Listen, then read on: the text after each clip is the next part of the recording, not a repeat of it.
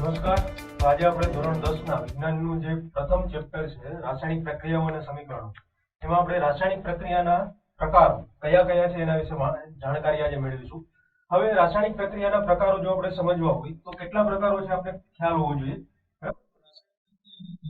5 ભાગમાં વિભાજિત કરી શકાય, એટલે 5 પ્રકારના રાસાયણિક પ્રક્રિયાના પ્રકારો કહી શકાય. એમાં સંયોગીકરણની પ્રક્રિયા, સંયોગીકરણની પ્રક્રિયા. બીજો પ્રકાર છે વિઘટનની પ્રક્રિયા.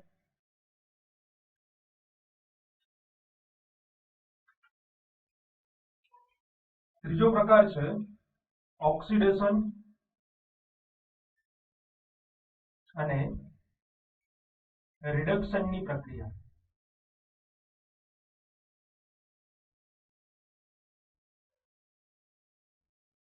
ચોથો પ્રકાર વિસ્થાપનની પ્રક્રિયા.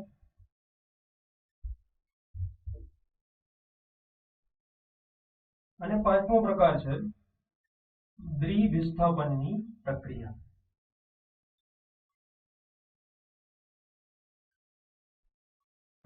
તો આ જે અલગ અલગ છે રાસાયણિક પ્રક્રિયાઓના પ્રકાર છે.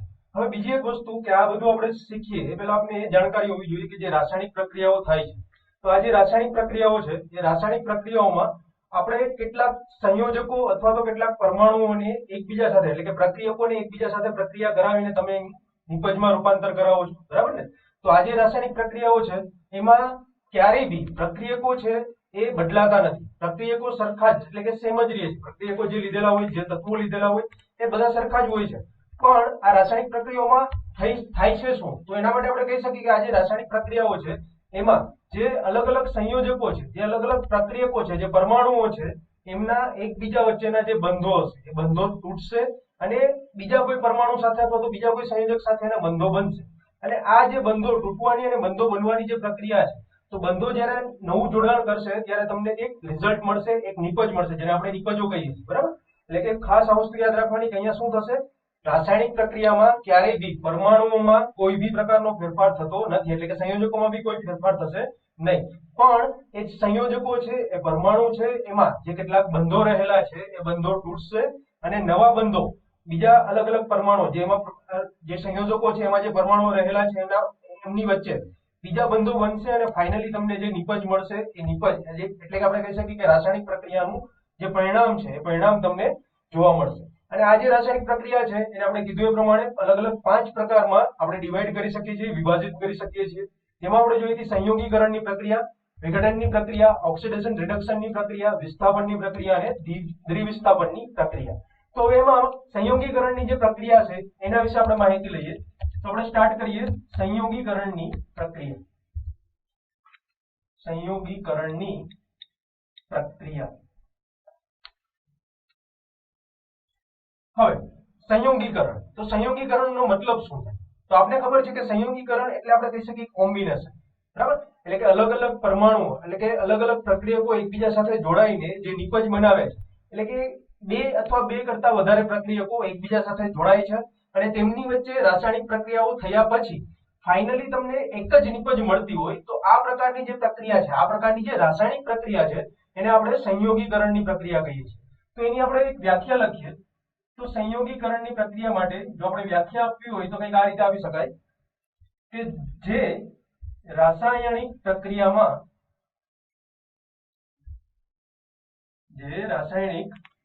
પ્રક્રિયામાં બે કરતા વધારે પ્રક્રિયકો એકબીજા સાથે જોડાઈને એક જ નિપજ બનાવતા હોય અથવા બનતી હોય તેવી રાસાયણિક પ્રક્રિયાને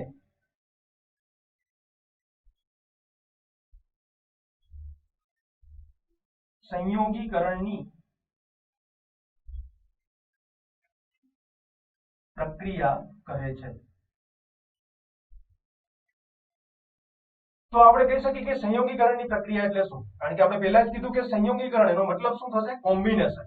એટલે કે બે કરતા વધારે પ્રક્રિયકો જ્યારે એકબીજા સાથે જોડાઈને તમને જે રાસાયણિક પ્રક્રિયા થતી હશે એની એક જ નિપજ મળશે. બરાબર, નિપજો એક કરતા વધારે નહીં હોય પણ પ્રક્રિયકો એક કરતા વધારે હોઈ શકે. એટલે બે અથવા બે કરતા વધારે પ્રક્રિયકો હોય અને એકબીજા સાથે જોડાઈને જે પ્રક્રિયા થાય અને ફાઇનલી જે રિઝલ્ટ મળે છે એમાં તમને ખાલી ઓનલી એન્ડ ઓનલી એક જ નિપજ મળતી હોય તો એ ટાઈપની જે પ્રક્રિયા છે, રાસાયણિક પ્રક્રિયા છે, એને આપણે સંયોગીકરણની પ્રક્રિયા કહીએ છીએ. હવે જો આ સંયોગીકરણની પ્રક્રિયા આપણે ઉદાહરણ સાથે સમજવી તો એના માટે ઉદાહરણ લઈ શકાય કે કેલ્શિયમ ઓક્સાઇડ, બરાબર, કે જેને આપણે ચૂનો કહીએ છીએ. એ કેલ્શિયમ ઓક્સાઇડની જો આપણે એક બીકર આપણે લઈ લઈએ જેનો પ્રયોગ કરવો હોય તો, અને એમાં કેલ્શિયમ ઓક્સાઇડને આપણે રાખીએ છીએ. હવે આ બીકરમાં જે કેલ્શિયમ ઓક્સાઇડ રહેલો છે એ કેલ્શિયમ ઓક્સાઇડની સાથે જો બીકરમાં આપણે પાણી એટલે કે H2O એમાં એડ કરીએ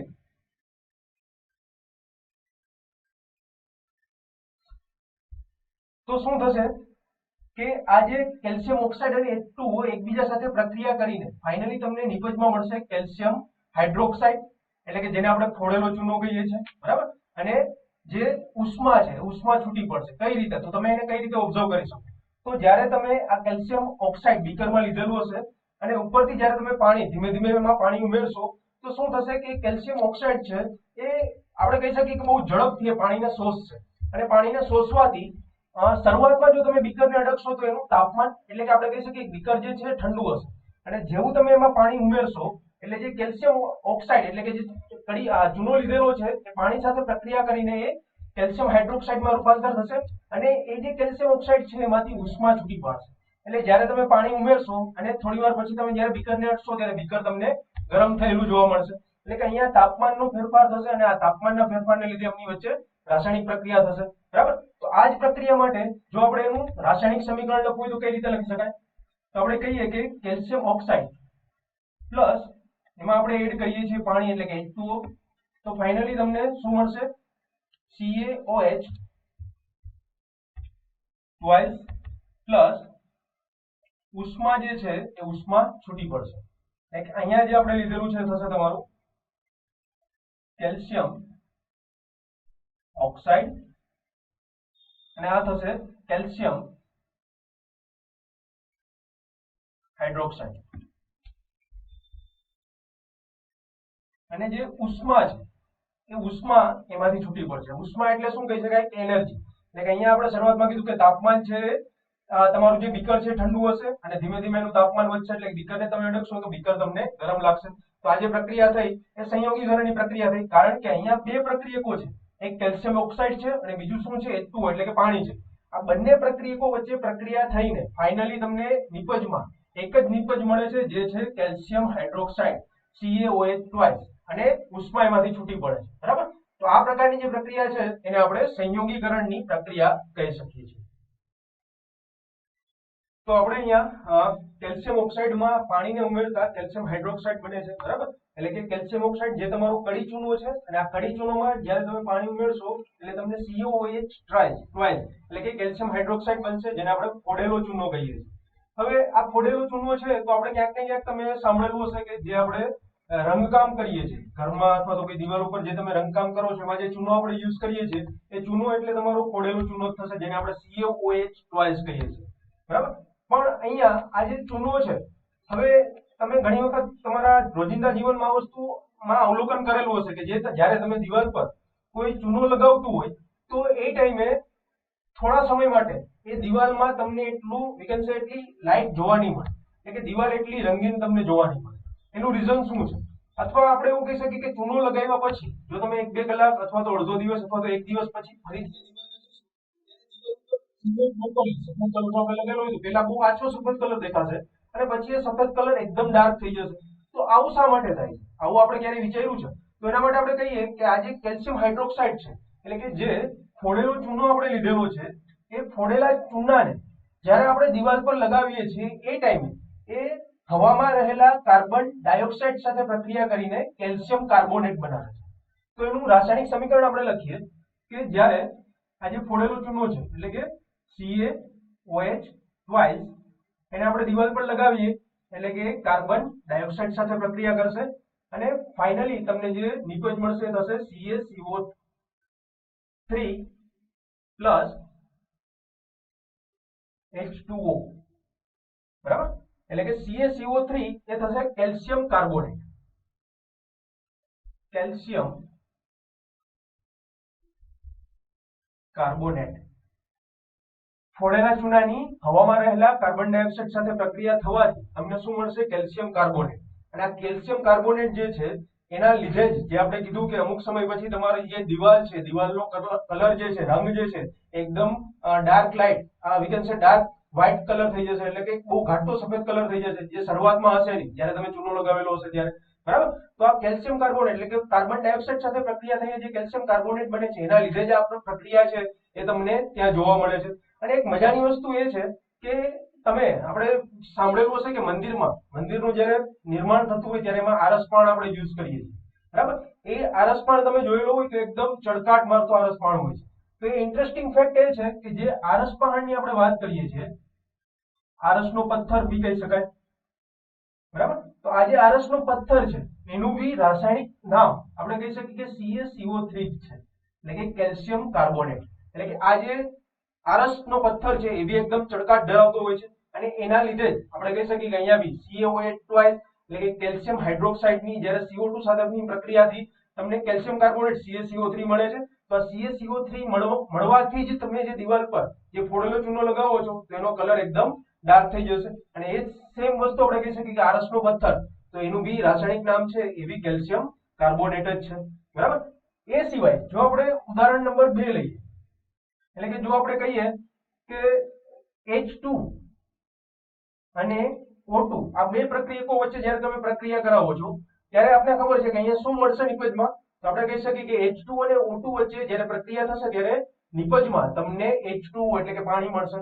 તો એનું રાસાયણિક સમીકરણ આપણે જોઈએ કે H2 પ્લસ O2 તો તમને મળશે H2O, બરાબર? અને આ રાસાયણિક સમીકરણ છે તો અહીંયા H2O જે મળે છે એટલે કે આ સમીકરણને આપણે જે જોયું હતું એ પ્રમાણે આ જે સમીકરણમાં જો તમે પ્રક્રિયકોમાં પરમાણુઓની સંખ્યા અને નિપજમાં પરમાણુઓની સંખ્યા સરખાવશો તો બંને સરખી થતી નથી. જો અહીંયા જોઈએ પ્રક્રિયકોમાં હાઇડ્રોજનના પરમાણુ કેટલા છે? તો આપણે કહી શકીએ કે 2 છે, જ્યારે નિપજમાં તો ત્યાં બી 2 છે.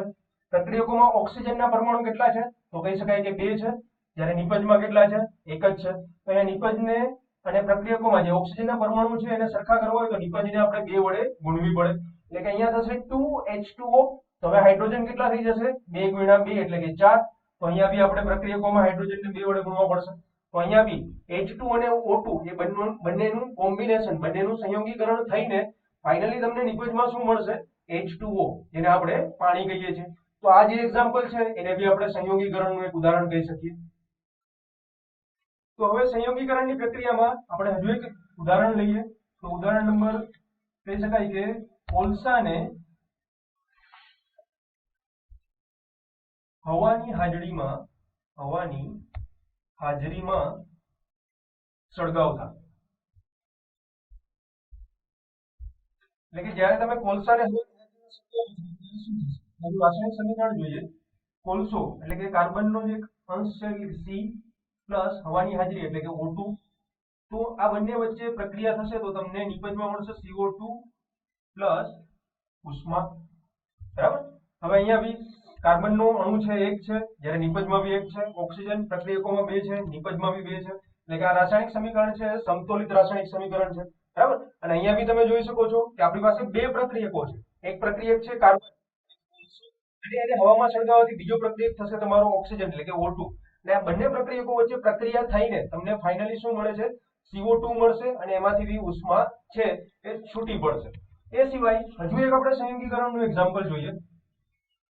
તો નેચરલ ગેસ એટલે કે કુદરતી વાયુને સળગાવતા, એટલે કે કુદરતી વાયુને સળગાવતા અથવા તો એનું દહન કરવું. અહીંયા બી હવાની હાજરીમાં જ આપણે કુદરતી વાયુને સળગાવવાનો છે તો આપણે એનું રાસાયણિક સમીકરણ લખી શકીએ CH4 પ્લસ O2. તો તમને નિપજમાં મળશે CO2 પ્લસ H2O પ્લસ ઉષ્મા. બરાબર. તો અહીંયા બી જ્યારે કુદરતી વાયુ અને ઓક્સિજન એટલે કે કુદરતી વાયુને જ્યારે ઓક્સિજનની હાજરીમાં હવાની હાજરીમાં તમે સળગાવશો તો પ્રક્રિયકો આપણી પાસે બે જ છે અને ફાઇનલી તમને નિપજમાં CO2 H2O અને ઉષ્મા છે એ છૂટી પડે છે. હવે અહીંયા આપણે સમીકરણને જોઈએ તો પ્રક્રિયકોમાં કાર્બનની સંખ્યા 1 છે, નિપજમાં બી કાર્બનની સંખ્યા કેટલી છે? 1 જ છે. ઓક્સિજન તો પ્રક્રિયકોમાં 2 છે, નિપજોમાં 2 ને 1 3 ઓક્સિજન છે.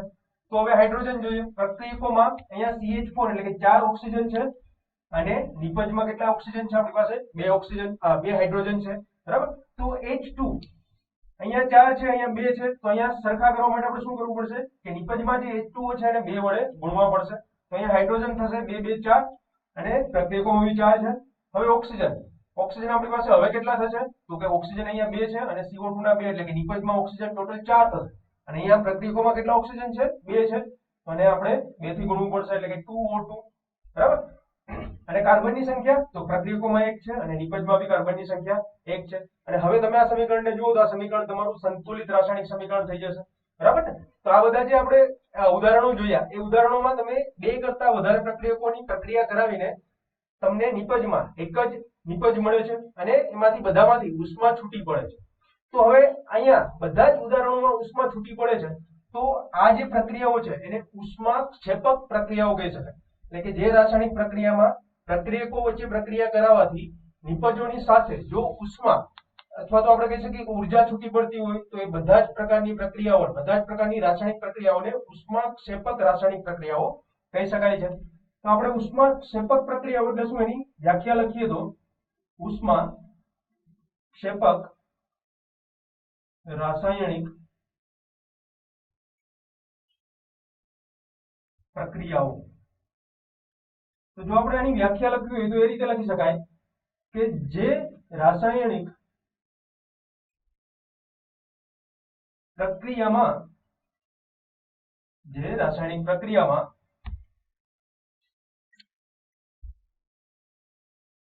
પ્રક્રિયકો વચ્ચે પ્રક્રિયા થઈ નિપજની સાથે જો ઉષ્મા ઉત્પન્ન થતી હોય